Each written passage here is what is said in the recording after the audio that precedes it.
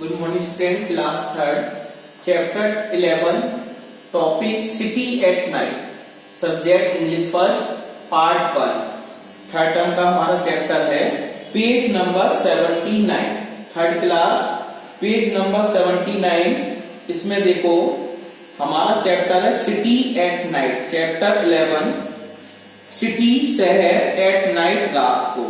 ये कविता है हमारी, एक पोएम है जिसे लिखा है मैरी ब्रीटॉन मिलर, इसके पोएट हैं। This poem has been composed by Mary Britton Miller. यह सुंदर सी कविता लिखी है मैरी ब्रीटॉन मिलर ने, इस कविता का निर्माण किया है, कंपोज की है। Chapter city at night, topic हमारा है सिटी। सिटी का मतलब शहर, एट नाइट, एट नाइट का मतलब है रात्रि के समय, रात के समय शहर कैसा लगता है, सिटी एट नाइट। ये टॉपिक है हमारा पोएम का, रात्रि के समय शहर। अब इस कविता में कवि ने क्या क्या चीजें डाली हैं, क्या समझाया है, वो देखो। सबसे पहले कविता समझने के लिए उसके बारे में हम आपको बताएंगे, वो देखो।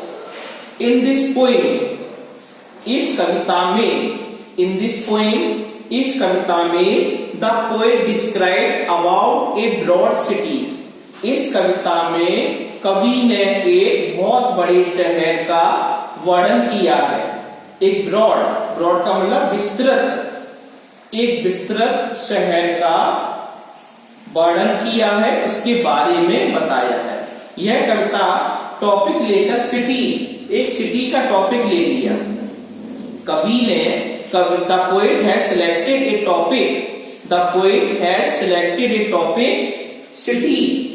उसने एक टॉपिक ले लिया कवि ने जिसका नाम है शहर। अब शहर को किससे तुलना कर रहा है, एट नाइट, रात्रि के समय, दिन के समय नहीं।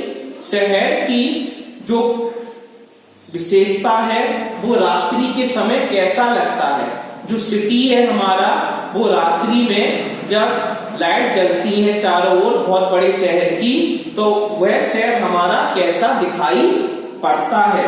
तो कवि ने यहाँ पर एक टॉपिक को सिलेक्ट किया है। The poet has selected one topic which is city, वह टॉपिक है हमारा शहर।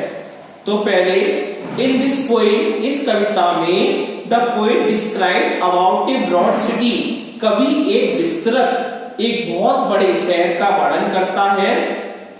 विच he sees in a dream, जो कि वह अपने सपने में देखता, उस शहर को वह अपने सपने में देखता है।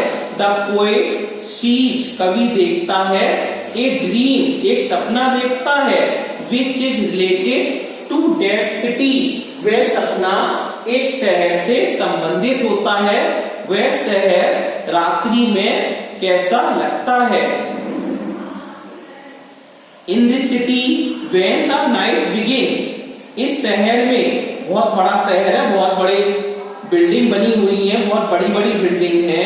इन दिस सिटी, इस शहर में, when the night begin to fall, जब रात्रि आती है, दिन समाप्त होने वाला होता है, रात्रि आने वाली होती है। इसका मतलब जब रात्रि आती है, जब रात होती है, when the night begin to fall,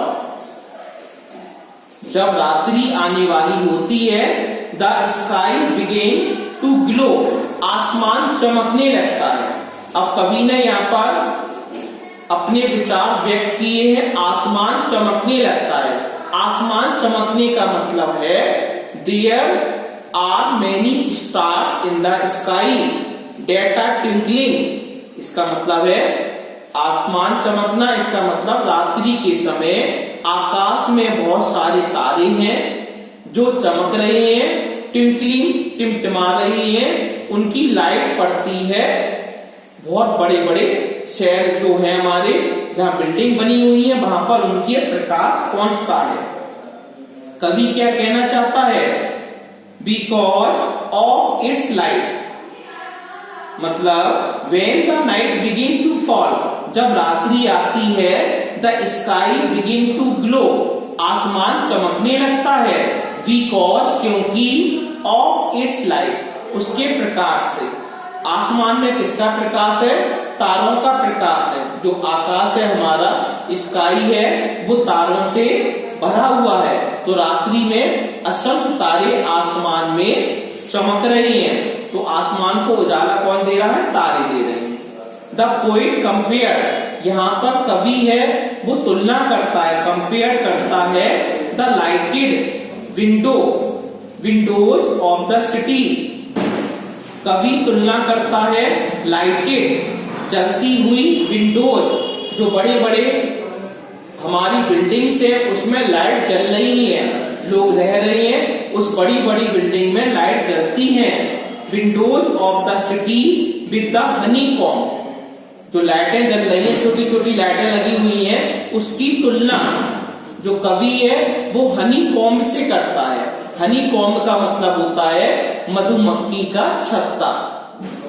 कवि है यहाँ पर जो बड़ी बड़ी बिल्डिंग्स हैं, इमारतें हैं, उनकी वहां पर छोटी छोटी लाइटें जल रही हैं, तो कवि उन लाइटों को, जलती हुई लाइटों को कह रहा है ये तो हनीकॉम्ब के समान है। हनीकॉम्ब मधुमक्खी के छत्ते के समान प्रतीत हो रही है। The sky begin to glow at the night fall, आसमान चमकने लगता है जब रात्रि शुरू होती है। बिकॉज क्योंकि of the lights of city, lights come all at once और slowly, because the light comes and out here and there. बहुत बड़ी बड़ी बिल्डिंग है, वहां लाइट चल रही है, तो जो शहर है वो जगमगा रहा है, उस लाइट से प्रकाशित हो रहा है। तो कवि क्या कहना चाहता है यहाँ पर? ए हनीकॉम्ब, हनीकॉम्ब, कॉम्ब का मतलब होता है छत्ता, हनी मीन्स मधुमक्खी, मधुमक्खियों का छत्ता। हनीकॉम्ब का मतलब मधुमक्खियों का छत्ता, मतलब होम। मधुमक्खी कहाँ रहती है? हनीकॉम्ब में रहती है, उनका घर होता है वो। A honeycomb is like a pocket, एक हनीकॉम्ब पॉकेट जैसा लग रहा है, पॉकेट होता है उसके समान लग रहा है। Which is full of sweet Honey, जो कि मीठे शहद से भरा हुआ है। जो मधुमक्खियों का छत्ता है, हनीकॉम्ब है, ऐसा प्रतीत हो रहा है जैसे मीठे शहदों से भरा हो। बाय हनी बी, जो किसने बनाया है? मधुमक्खियों ने बनाया है। ए मिलियन बिलियन बीज बिल्ड इट, इस छत्ते को कितनी मधुमक्खियों ने बनाया है? हाउ मेनी बीज, कितनी मधुमक्खियां हैं? मिलियन बिलियन, कभी कहना चाहता है मिलियन और बिलियन मधुमक्खी ने उस छत्ते को बना दिया है।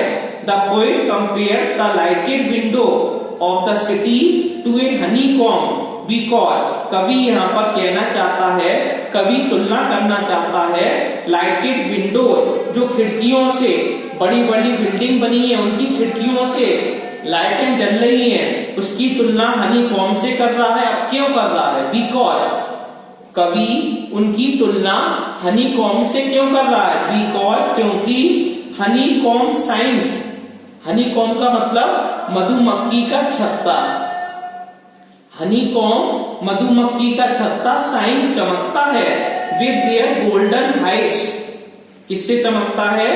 गोल्डन हाइट से चमकता है। जो छत्ता होता है वो सुनहरे कलर का होता है, जब प्रकाश पड़ता है तो सोने जैसा दिखाई पड़ता है।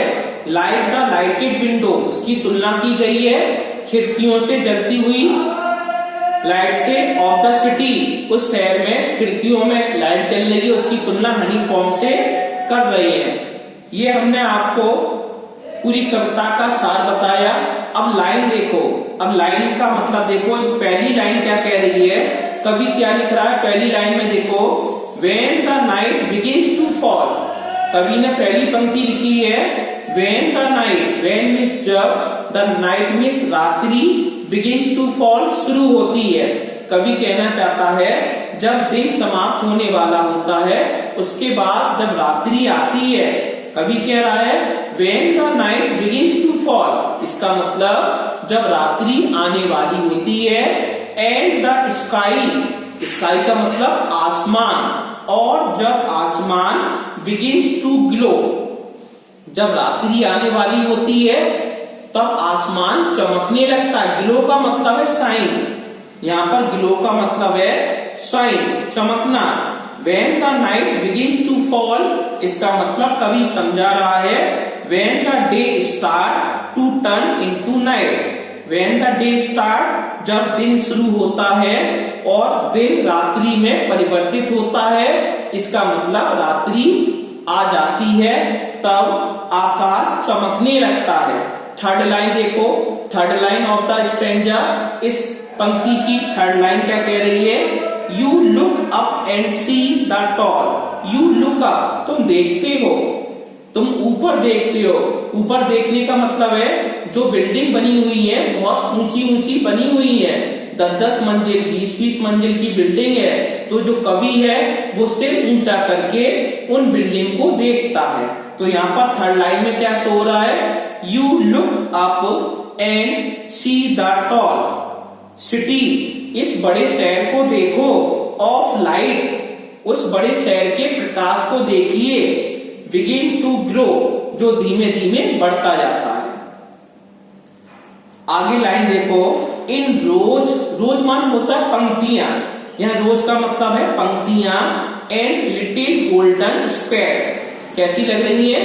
गोल्डन, सोने जैसी लग रही है। स्क्वेयर्स, जो वर्गाकार होता है वैसी लग रही है इनकी पंक्तियां।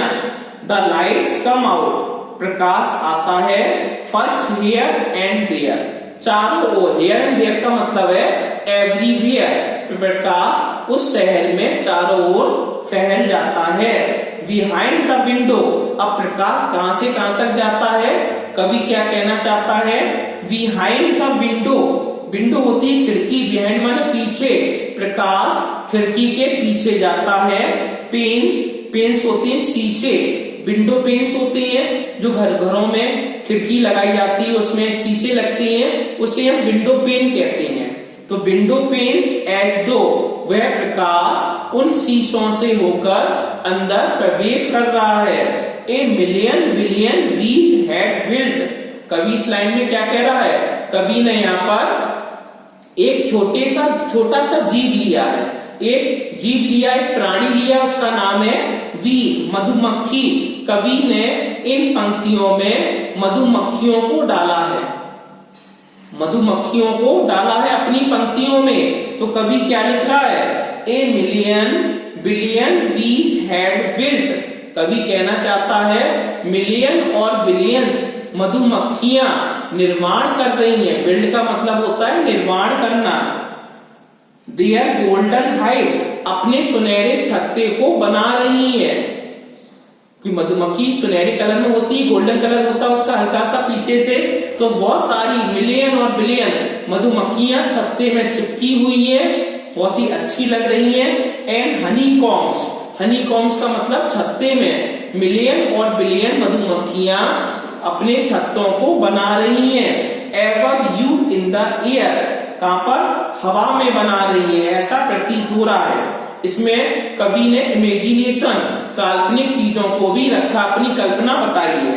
इस प्रकार हमारी यह poem city at night complete हो गई है।